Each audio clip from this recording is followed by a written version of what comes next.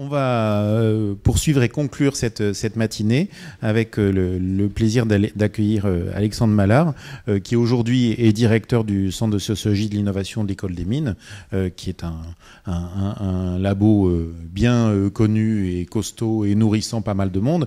Et Alexandre, je t'ai proposé de venir parmi nous ce matin parce que tu es l'auteur, il y a quelques années, d'un livre que tu as à la main, qui s'appelle Petit dans le marché, et qui, à ma connaissance, est le premier travail de sociologie de la très petite entreprise et qui se conclut par une exploration des figures de la très petite organisation, entre autres choses. Donc je te passe la parole. Bienvenue parmi nous. Merci Jacques-François. Effectivement, on va changer de sujet. Moi, je ne vais pas du tout vous parler de choses numériques, mais je pense que c'est aussi un petit peu un des paris de ce type de rencontre qui est en parlant d'autre chose, de revenir au sujet central. Donc effectivement, Jacques-François m'a convié à venir intervenir au motif du fait que j'ai donc j'ai fait un travail de recherche il y a quelques années qui a débouché sur un livre qui s'appelle Petit dans le marché, donc qui a été publié aux Presses des Mines. J'en profite pour faire un peu de pub parce qu'il paraît qu'on est sur Internet, donc achetez ce livre, ça sera très bien pour mon éditeur et pour moi-même.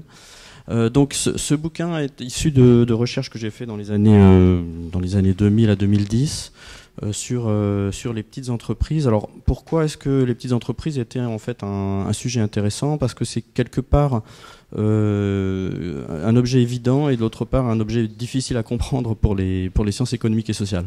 Pourquoi c'est un objet évident? Parce que vous savez peut-être que si on reprend une définition simple de la petite entreprise, c'est-à-dire entreprise de 0 à 10 personnes, on constate que ça représente dans les grands pays industrialisés à peu près 90% du nombre d'entreprises, évidemment.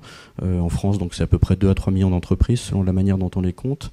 Et si on prend en termes de nombre de personnes employées, c'est pas négligeable du tout, c'est-à-dire en France, c'est autour d'une quarantaine de pourcents. Donc une quarantaine de pourcents de la population active travaille dans des entreprises de 0 à 10 salariés. Donc c'est à la fois quelque part cette évidence, ces chiffres montrent à quel point ce sont des acteurs importants et en même temps ils sont maltraités dans l'ensemble. Ils sont maltraités par en France tout particulièrement parce que je pense qu'on a une mauvaise connaissance, une grande connaissance des grandes entreprises. On a une industrie française qui a été avec des grandes entreprises très très performantes et donc on connaît un peu mieux les PME, mais les TPE, les toutes petites, on les connaît très mal.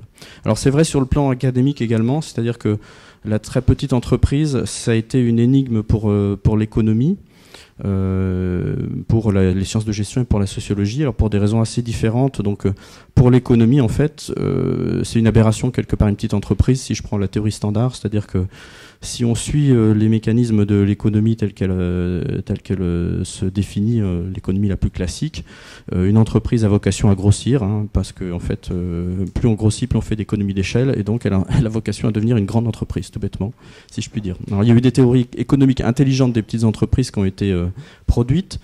Il y a une des théories les plus intelligentes et les plus connues, c'est la théorie des interstices, donc qui explique qu'une des raisons pour lesquelles les petites entreprises et très petites entreprises existent, c'est qu'elles se mettent dans des interstices de marché, donc dans des zones de marché sur lesquelles les grandes entreprises ne peuvent pas intervenir.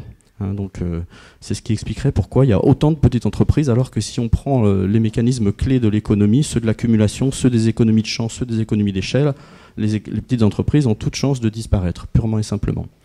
Alors si on regarde du côté des sciences de gestion, les sciences de gestion se sont beaucoup intéressées aux PME et elles ont eu sans doute souvent une tendance à voir les petites entreprises comme des petites PME, c'est-à-dire comme des entreprises qui avaient un système de gestion particulier, mais encore plus petit que celui des PME en général. Et puis la troisième discipline qui m'intéresse moi tout particulièrement, évidemment, c'est la sociologie, puisque je suis sociologue. Et la sociologie s'est très peu intéressée à ces objets pour des raisons qui sont intéressantes. Tout d'abord parce que la sociologie s'est plus intéressée aux foules, donc au grand nombre qu'au petit nombre, donc la sociologie des foules, mais aussi parce qu'elle s'est intéressée elle aussi aux grandes entreprises. Si vous prenez toute la sociologie qui s'est développée d'après la Seconde Guerre mondiale, c'est une sociologie des grandes entreprises. Ce que vous connaissez de la sociologie, c'est la sociologie du travail, des usines, de chez Renault, de chez France Télécom, de chez toutes ces grandes entreprises. Et le petit entrepreneur finalement a été mal appréhendé souvent par la sociologie, d'abord parce que c'est une figure du capitaliste indépendant, donc quelque part la sociologie n'est pas était pas très à l'aise avec cette figure-là. Et puis ensuite parce qu'elle était focalisée sur les grandes entreprises. Donc ça a un petit peu changé aujourd'hui. Par exemple, il y a toute une sociologie de l'entrepreneuriat qui s'intéresse véritablement aux petits entrepreneurs, mais c'est encore un phénomène assez récent. Alors moi, je me suis intéressé aux petites entreprises, mais vraiment aux petites entreprises, c'est-à-dire pas du tout à celles qui pourraient vous intéresser a priori. C'est-à-dire je ne m'intéresse pas du tout à celles qui grossissent. Et en particulier, quand on pense aux très petites entreprises, aux entrepreneurs, on s'intéresse souvent aux startups, en se demandant qu'est-ce qui fait qu'une startup va grossir ou pas, qu'est-ce qui fait qu'elle va atteindre une taille critique, comment elle va se développer. Moi, je me suis pas du tout intéressé à ces acteurs-là, qui d'ailleurs font l'objet d'études par ailleurs. Hein. Et la question à laquelle je me suis intéressé, c'est plutôt comment est-ce qu'on peut décrire justement cette relation au marché particulière qu'ont ces petites entreprises qui ne grossissent jamais. Et qui se maintiennent dans leur équilibre et qui forment une partie importante de notre économie. Ce que je peux peut-être vous présenter, qui peut vous être un peu utile peut-être, c'est une réflexion sur effectivement la diversité des figures des petites entreprises, comme l'a dit Jacques-François. C'est-à-dire comment est-ce qu'on appréhende cet univers-là au travers de caractéristiques qui sont assez diverses.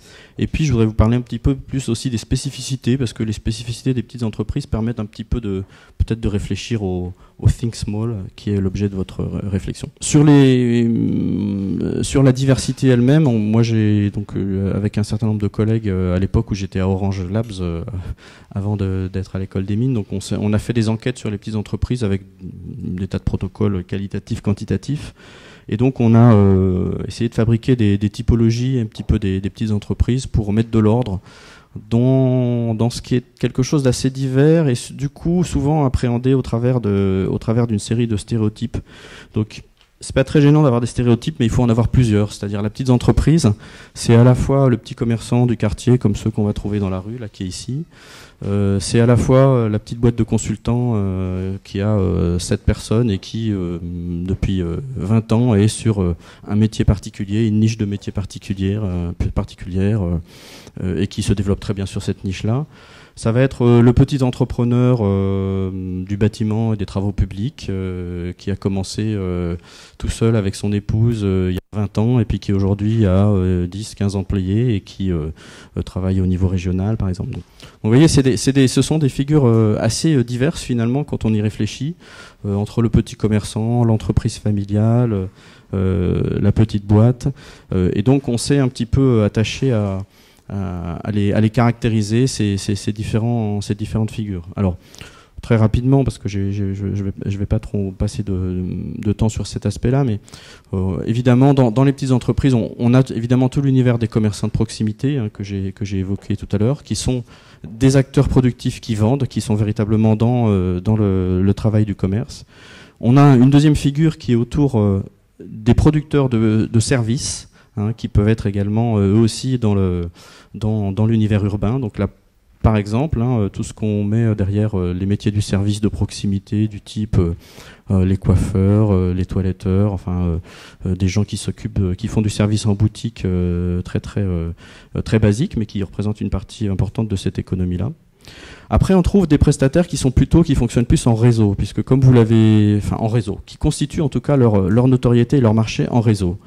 Les premiers que j'ai évoqués sont en fait des petites entreprises qui fonctionnent sur leur marché comme une implantation locale dans un espace de marché constitué comme tel, la ville, la rue, le quartier, donc cet espace de rencontre entre offreurs et demandeurs.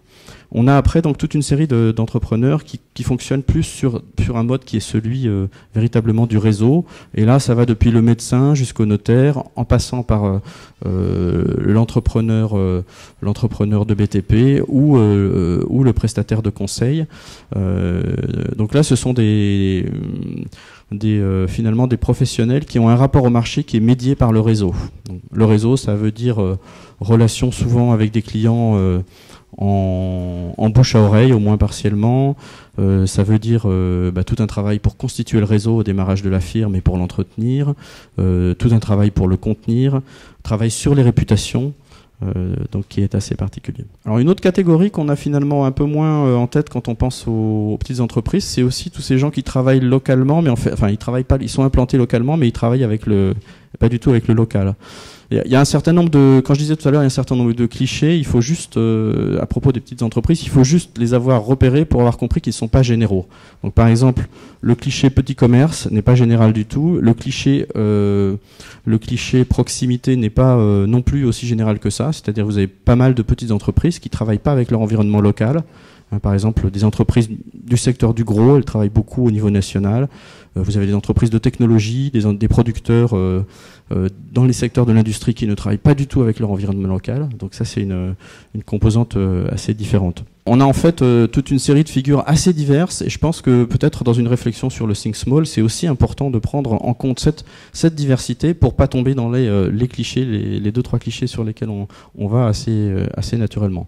Donc vous pourrez regarder, jeter un œil à la façon dont moi j'ai décrit ces petites entreprises-là. Ça peut peut-être être des sources d'inspiration, effectivement, pour penser au Think Small.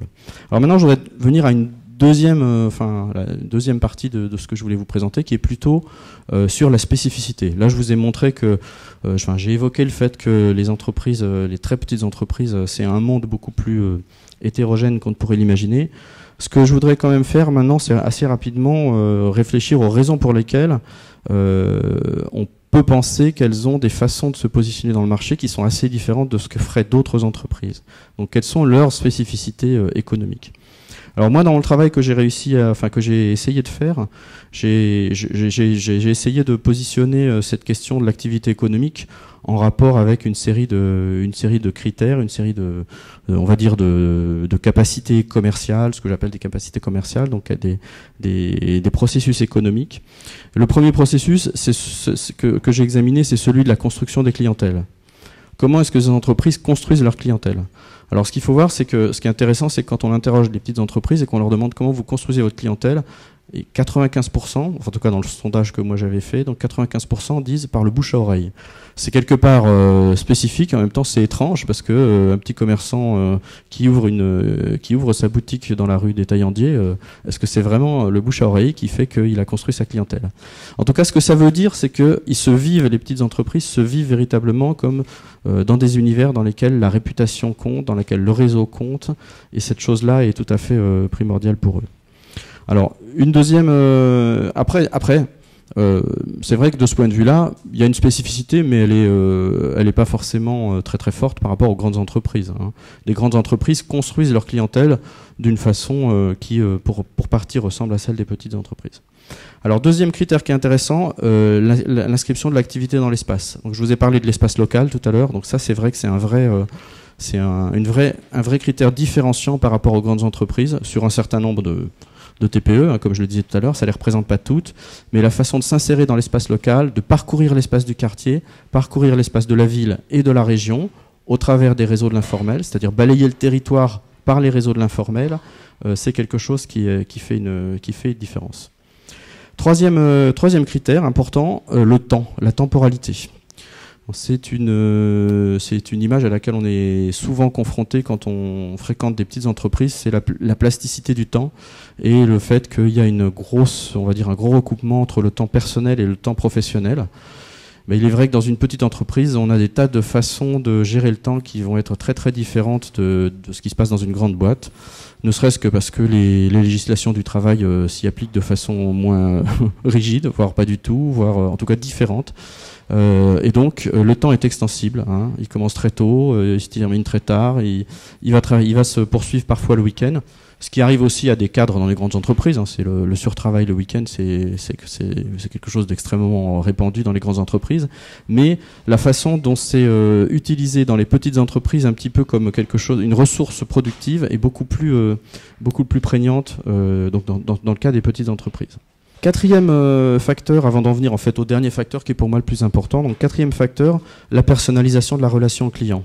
On est dans des espaces d'interpersonnel, beaucoup plus souvent dans les TPE que dans des grandes entreprises. Bon, c'est un peu une évidence quelque part, mais ça joue un rôle très fort. Ça joue un rôle très fort dans la relation au client, dans la relation fournisseur, dans la relation à tout ce qui est l'univers partenarial, tous les collègues, toutes les autres entités avec lesquelles on travaille.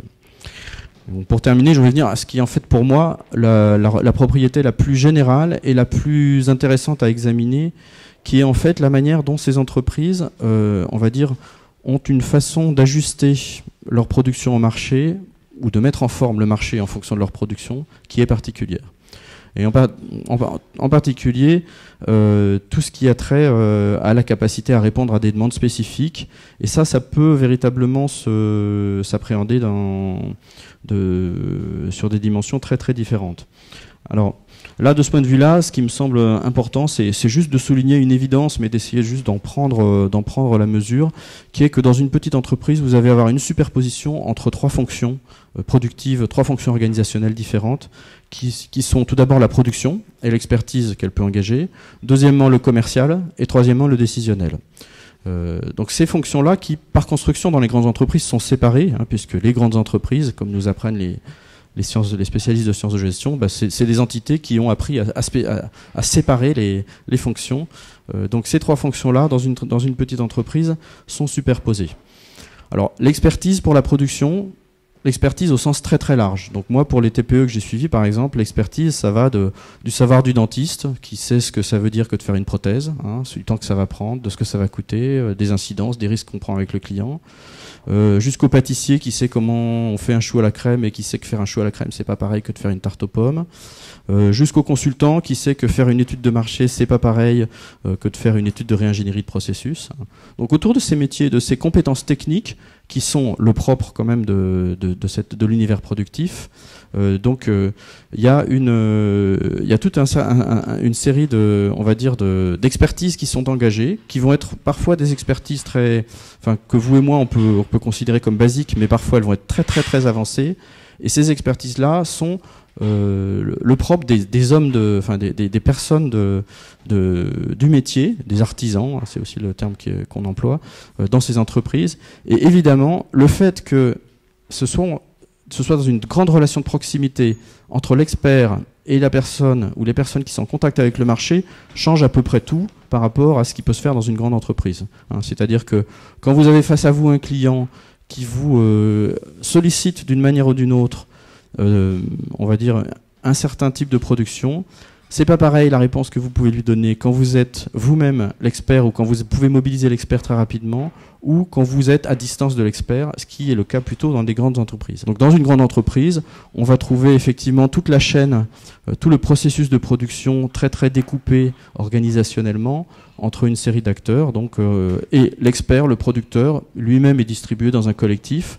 La commerciale est un autre bout de la chaîne. Et évidemment, les grandes entreprises font un travail immense pour essayer de rabouter les deux, de mettre en relation la recherche-développement avec le commercial, avec le marché, la production avec le commercial.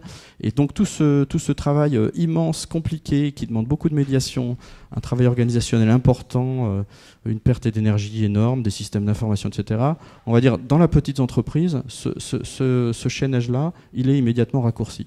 Donc ça veut dire que d'une part, on est prêt, le petit professionnel est dans une situation d'écoute du marché qui est, on va dire, particulière, mais aussi qu'il a la capacité de faire passer au marché des choses beaucoup plus facilement qu'à son marché local, évidemment, que ça ne serait le cas dans une grande entreprise. La troisième fonction, c'est la décision. Évidemment, à partir du moment où, dans l'univers de la petite entreprise, on a non seulement le productif, le commercial et le décisionnel qui sont dans un même univers de proximité, on a en fait un avantage compétitif, comme diraient les chercheurs en gestion, en économie, on a un avantage compétitif qui est particulier. Alors, cette proximité, cette superposition qui pour moi fait un peu une des spécificités de ces univers-là, elle a aussi des inconvénients. Donc évidemment, si on pense aux think small et on essaie de comprendre qu'est-ce qu'il y a dans les think small, il faut aussi les avoir repérés. Donc ça a été pas mal qualifié par des chercheurs qui sont intéressés aux TPE. Tout d'abord, évidemment, elle repose sur les personnes. Et donc quand les personnes disparaissent, l'entreprise est mise en danger, d'une part, et d'autre part aussi, les personnes prennent le pas sur l'organisation. Donc ça, c'est un effet bien connu en gestion, qui est en fait l'hypertrophie de la personne, ce qu'on appelle le propriétaire gestionnaire, c'est-à-dire le fait que dans une PME, dans une TPE, une bonne partie de ce qui se fait va être complètement marquée par la personnalité du propriétaire. les stratégies qui sont suivies, les façons de faire, les modes de communication, les modes d'organisation en interne. Donc il y a une sorte d'hypertrophie de la personne, un débordement de la personne sur l'organisation. Donc ça, c'est un point très très important, évidemment. C'est une source d'avantages, mais c'est également une source de fragilité. Deuxième point important, c'est que quand je vous ai dit il y a un circuit court depuis le marché jusqu'à la production et depuis la production jusqu'au marché, ce circuit court, il a des tas d'avantages en termes d'efficacité, de rapidité, d'agilité, donc, mais il a également des inconvénients. C'est-à-dire, circuit court, ça veut dire aussi absence de médiation ou faiblesse des médiations. Or, les médiations, c'est très important. Les médiations, ça nous fait perdre du temps, mais ça nous fait réfléchir. Ça nous permet de prendre de la distance par rapport aux choses. Hein. Donc, quand on est dans des situations dans lesquelles les médiations ne sont pas là, le rapport aux choses est plus immédiat. Donc, on peut dire d'une certaine manière que là où les grandes entreprises, par exemple, ont une force très, très palpable par rapport aux petites entreprises, c'est précisément cette capacité qu'elles ont de prendre de la distance par rapport à leur marché. Alors elles ont d'autres problèmes qui sont l'inefficience organisationnelle, la bureaucratie, etc. Mais prendre de la distance par rapport au marché, par rapport aux besoins, par rapport à l'environnement, c'est quand même un avantage.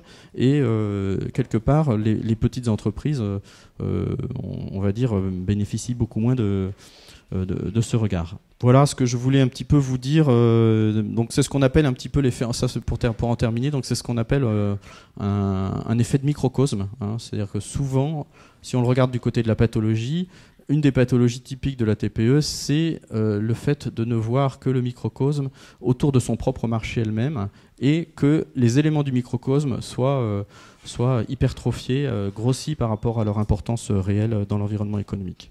Voilà, je vais peut-être m'en tenir là et puis si vous avez des questions, je me tiens à votre disposition pour rebondir. Merci beaucoup, Alexandre.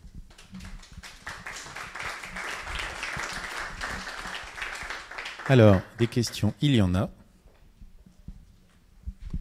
C'est pas une question, c'est un témoignage d'ancien préfet. Quand on est préfet, on fréquente beaucoup de petites entreprises. Dans le domaine de l'agroalimentaire, il y a 99% de boîtes qui font moins de 10 salariés. Et c'est un secteur stratégique pour la France, c'est un secteur très exportateur. On voit des entreprises à ancrage local, à identité locale et à produit local qui se développent sur un marché mondial. Je vous donne un exemple, le nougat Sylvain, produit à Saint-Didier, près de Carpentras. C'est une boîte familiale. Il doit y avoir 5-6 salariés. Il fabrique du nougat très haut de gamme, nougat aux truffes, nougat salé, etc. Sa clientèle, c'est les palaces du monde entier. J'aime bien cet exemple parce que le nougat, c'est vraiment le truc le plus populaire, le plus banal, le plus folklore qui soit. Et sur cette base-là, on peut trouver, dans l'huile d'olive, dans les produits provençaux, on voit beaucoup d'entreprises de ce type. Quand on a fait les assises de l'industrie agroalimentaire, les chefs d'entreprise nous ont dit deux choses qui m'ont beaucoup marqué. La première, c'est qu'ils étaient viscéralement hostiles à toute forme d'organisation collective de leur profession. Donc les caractéristiques que vous avez soulignées se traduisaient, y compris dans leur façon de se projeter dans l'avenir.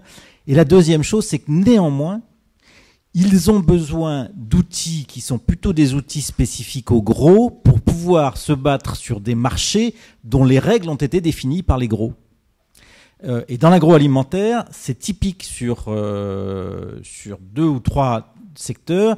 Ils voulaient pas d'organisation collective, mais ils étaient prêts à imaginer des formes d'emploi partagé d'experts de haut niveau dans les domaines de l'exportation, de l'assurance qualité et de la recherche-développement.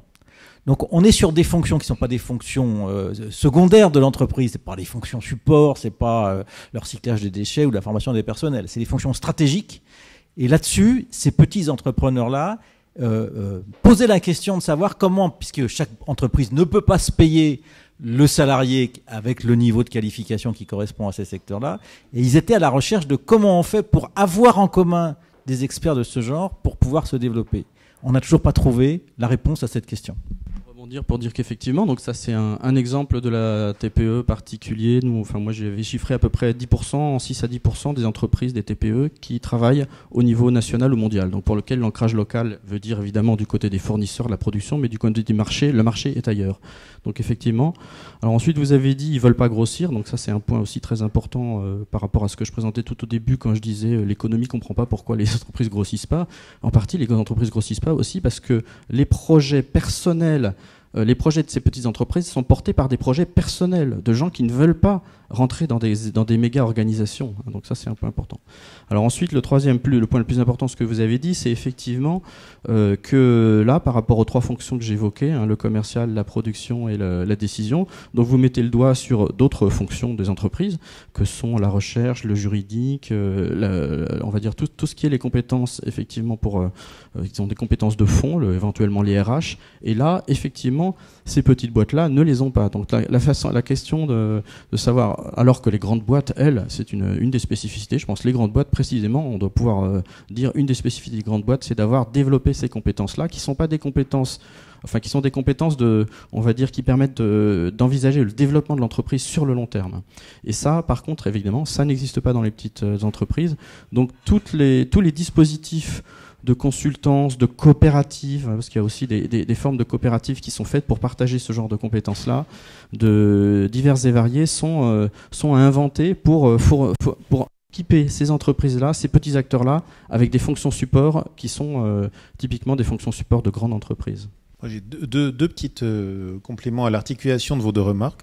Le premier, c'est le fait de se dire, une partie de ce qu'on va nous chercher, c'est ce que le numérique change dans tout ça, et en l'occurrence pour tout un ensemble d'entreprises que tu as étudiées ou dont Yannick peut venir de parler, elles sont petites mais elles sont structurées par le grand. Et c'est le cas notamment, et c'est un cas qui est amplifié par le numérique, quand le grand va structurer les places de marché.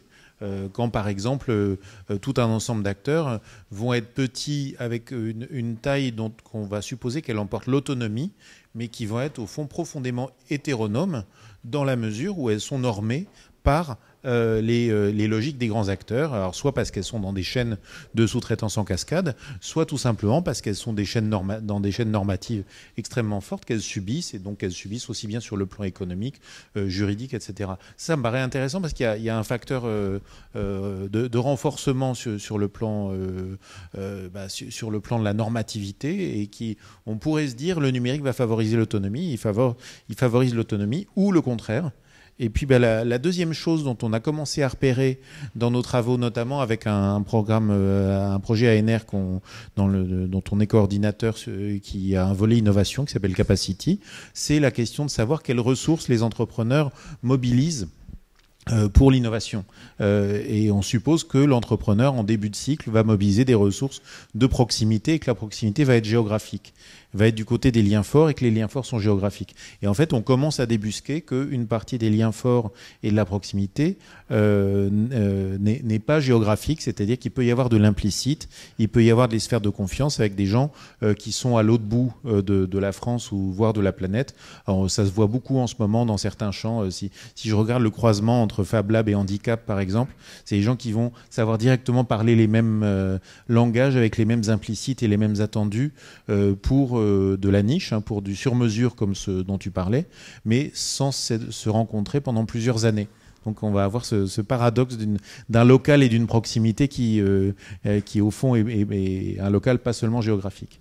Du coup, l'irruption de l'économie numérique qui repose plus du tout sur les mêmes schémas, qu'est-ce que ça vient changer dans le paysage que vous nous avez décrit ? Ah bah c'est pas facile. Puis moi j'ai travaillé vraiment il y a longtemps là-dessus. Alors à l'époque c'était pas des technologies très.